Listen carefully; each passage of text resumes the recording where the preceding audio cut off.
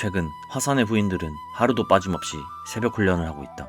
청명은 알고 있었다. 문파가 부흥하려면 자신 혼자가 아니라 모두가 강해져야 한다는 것을. 화산파가 다시 일어나고자 한다면 반드시 이 후인들의 힘이 필요했기에 이들의 훈련을 게을리할 수가 없었다. 하지만 최근 강도가 높은 훈련 때문인지 대부분의 후인들에게서 약간의 불만 섞인 목소리가 흘러나오고 있었다. 채찍을 하려면 당근이 필요한 법. 잠자리에 들기 직전 청명은 후인들에게 각각 찾아가 영단을 나눠주었고 평소에는 보이지 않는 다정함으로 격려해주며 그들의 불만 섞인 목소리를 잠재웠다. 그러던 어느 날 후인들의 수련을 봐주던 도중 일대 제자인 운건과 장문인인 현종이 청명을 불러 묻고 싶은 게 있다고 하였다. 질문은 이러했다. 느리지만 더 높이 가는 것과 빠르고 확실하게 가는 것, 둘 중 현재 화산에게 어느 쪽이 더 옳다고 생각하느냐고.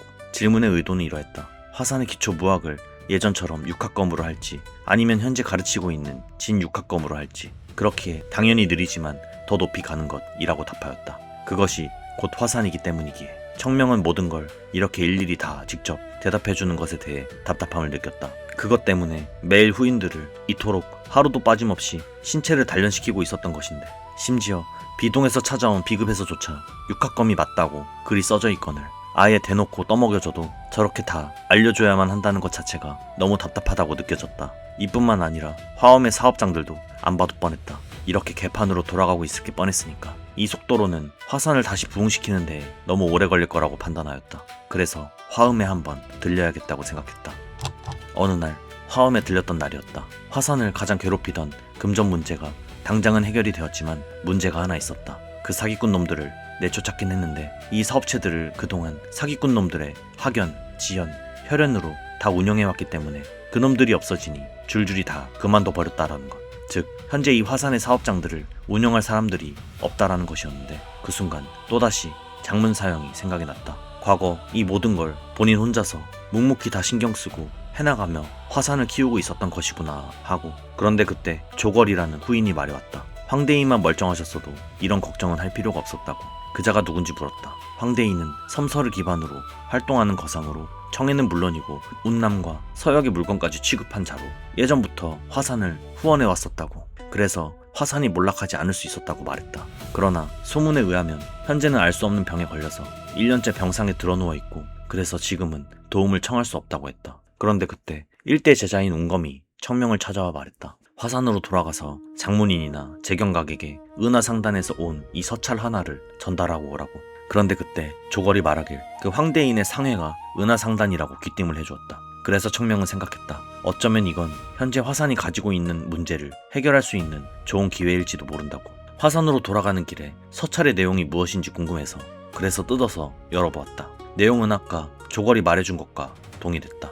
황대인은 현재 많이 아프다라는 것. 그런데 그 내용을 읽자 하니 황대인의 병세가 뭔가 익숙한 병세였다. 기맥이 제멋대로 날뛰고 몸은 붉은색으로 물들으며 의식이 없고 거동이 불가능한 데다 미간에는 검은빛이 났다고. 그 어떤 명의를 초빙해도 그 누구도 제대로 된 진단을 내리지 못했다고 하는데, 이 증상은 100년 전 마교의 특정한 무학에 당했을 때 나타났던 그 증상과 동일했다. 직접 봐야 알겠지만 틀림없다고 생각했다. 그러니 당연히 어떤 명의가 와도 알 터가 없을 거라고 생각했다. 100년 전에 10만 대산에서 거의 다 박멸했다고 생각했는데 여전히 그 명맥을 이어오고 있다니. 그래서 청명은 화산에 갈 필요도 없이 자신이 직접 은하상단으로 가서 두 눈으로 봐야겠다고 생각했다. 그렇기에 밤낮을 쉬지 않고 300리가 넘는 거리를 달리고 또 달려서 그렇게 결국 서안에 도착했다. 도착하자마자 바로 은하상단을 찾아갔더니 소단주인 황종이가 입구까지 나와서 청명을 맞이했다. 그런데 그자는 청명의 외관이 너무 어려 보여서인지 혼자 온 것에 대해 다소 당황한 듯했다. 그런데 안에서 누군가가 나왔다. 그자는 종남의 장로 김옥승이었다. 종남의 장로는 황종이에게 말했다. 다 망해가는 화산에서 황대인의 증세를 해결할 수 있을 리가 없으니 어서 내쫓고 서둘러 빨리 제를 지내자고.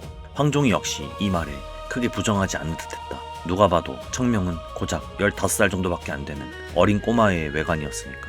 그래서 청명을 믿지 못한 채 그대로 돌아가 달라는 말과 함께 문을 닫으려고 했다. 그래서 청명은 말했다. 현재 황대인의 증상과 병세가 어떠한지 서찰에 써있지 않은 상세한 증상까지 더불어 말함과 함께 자신이 이걸 단숨에 해결할 수 있다고 말이다. 그 소리를 듣더니 황종이는 다급하게 청명을 황대인에게로 안내하였다. 황대인의 상태를 딱 보니 생각보다 증상이 더 심해 보였다. 하지만 제대로 된 마화는 아닌 듯 보였다. 아마 수준 높은 마공에 당했다면 황대인 같은 노인은 진작에 죽었을 테니까. 즉 누군가가 어설프게 마교의 무학을 흉내내고 있는 것 같다는 생각을 했다. 그리고 생각했다. 이건 외부에서 일어난 게 아니라 내부 사람의 짓일 수도 있다고.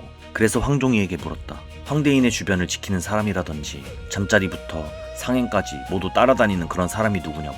황종이는 그 소리를 듣고 불같이 화를 냈다. 은하상단의 식솔들은 모두 가족 같은 이들인데 어찌 그들을 의심할 수가 있냐고. 심지어 왜 그들이 이런 짓을 범하냐면서 말이다. 하지만 청명은 확신했다. 분명 이건 내부 사람의 짓이라고. 그래서 황종이에게 한 가지 제안을 했다. 만약 황대인의 증상을 해결해 줄 수 있는 자신이 갑자기 어떠한 사유로 아파서 눕게 된다면 반드시 그 자가 공격을 하러 올 것이라고 말이다. 하지만 어떻게 해야 자연스럽게 아파서 병상에 누울 수 있을까 고민을 하던 차 갑자기 뜬금없이 종남의 2대 제자라며 대뜸 화산의 검을 한번 견문시켜달라고 접근해왔다. 이 자의 이름은 이송백. 그 순간 청명은 순간적으로 비상한 계획을 생각해냈다. 계획은 이러했다. 이 자와의 비물을 통해 이송백을 자극시킨 뒤 그 자의 진심이 담긴 공격에 일부러 당해준다. 그 모습을 황종이가 우연히 지나가다 보게 되고 황대인을 치료할 수 있는 유일한 자를 공격한 종남과의 관계를 잠시 멀어지게 만든다. 그렇게 병상에 누웠을 때 누군가가 찾아올 것이고 그 자가 바로 황대인을 이렇게 만든 범인이 되는 것. 그리고 이 계획은 청명의 생각과 100% 적중하였다. 이 범인은 총관이었던 번자복이었다. 번자복을 제압하는 데는 직접 힘을 쓸 필요가 없었다. 종남의 이송백이 결자해지를 맺기 위해 종남으로 돌아가지 않고 남아있었는데 이송백에게 만회의 기회를 주어 그의 마음도 사고 번자복도 처치하고 그런 뒤 황대인의 몸 안 깊숙이 있는 마교의 부학을 제거해 주었고 그렇게 1년 만에 황대인은 눈을 뜨며 정신을 차리게 되었다. 번자복이 이러한 이유는 다음과 같았다. 황가의 명을 끊어 재산을 모두 꿀꺽하기 위함이었고 사실은 예전 학문약과 경쟁했던 상가의 제자라는 사실. 그건 그렇고 다행이라 생각된 부분은 단마수의 출처였다. 알고 보니 번자복이 상행을 가던 중 깊은 산속에서 맞닥뜨린 시체에서 한 비급을 발견했고 거기서 마교의 무학을 익힐 수 있었다고. 즉 마교의 잔당들이 지금까지 활동하는 그런 것은 아니었다. 그렇게 황대인의 병을 낫게 한 청명은 은하상단의 은인이 되어 귀한 손님 대접을 받았으며 황대인은 청명에게 감사의 인사를 전하였고 원하는 게 있으면 말해달라며 은혜를 갚겠다고 하였다. 그래서 청명은 원하는 것을 말했다. 앞으로의 화산에 무궁무진한 지원을 말이다. 모든 게 다 끝났기에 한숨 쉬고 있었을 때였다. 갑자기 종남의 이송백이 찾아와 다시 한 번만 비무를 해달라고 부탁을 해왔다. 그자는 알고 있었다. 전에 나눈 비무에서 청명이 봐주었다는 사실을. 그리고 자신보다 더 뛰어나다는 것을. 청명은 흔쾌히 그 비무를 수락해 주었다. 청명이 보기에 이송백은 꽤나 잠재력이 뛰어난 자였기에 어쩌면 훗날 종남 제1검으로 불릴 수도 있는 잠재력이었기에 기특한 마음에 그자에게 진심으로 한 수 알려주고자 했다. 그런데 그자는 진심으로 하겠다며 설화 12식이라는 종남의 새 무공을 꺼내었다. 하지만 청명은 그자의 무공을 보고 단번에 알 수 있었다. 저자가 지금 쓰고 있는 무공은 화산의 24수 매화검법의 조식 중 하나인 매화분분과 완전히 닮아 있었다라는 걸 말이다. 현재 화산에서 실전된 매화분분검법이 어째서 이 새파란 놈 손에서 펼쳐지려 하는 것인가. 청명은 매우 화가 났다. 대체 어디서부터 이런 건지. 이송백이 말하길 장로들은 이 검을 배운 적이 없고 지금 이 검을 익히고 있는 이들은 2대와 1대뿐이라고 하였다. 그 소리를 듣고 생각했다. 이 검을 마지막으로 완성한 놈이 아직 종남에 있다라는 뜻이었구나.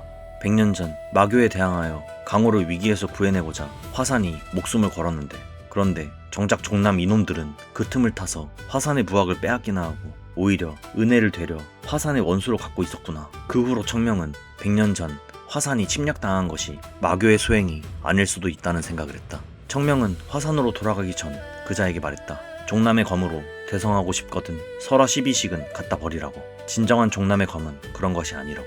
이러한 가르침에 이송백은 진심으로 감사함을 전해왔다. 그자를 보며 청명은 그래도 종남에도 저런 인재가 있구나 싶어 나름 기특함을 느꼈다. 하지만 그럼에도 당장이라도 종남을 찾아가서 패 두들기고 싶었다. 감히 화산을 넘보려 하다니. 그래서 생각했다. 곧 있을 화종지배에서 본때를 보여주겠다고 말이다.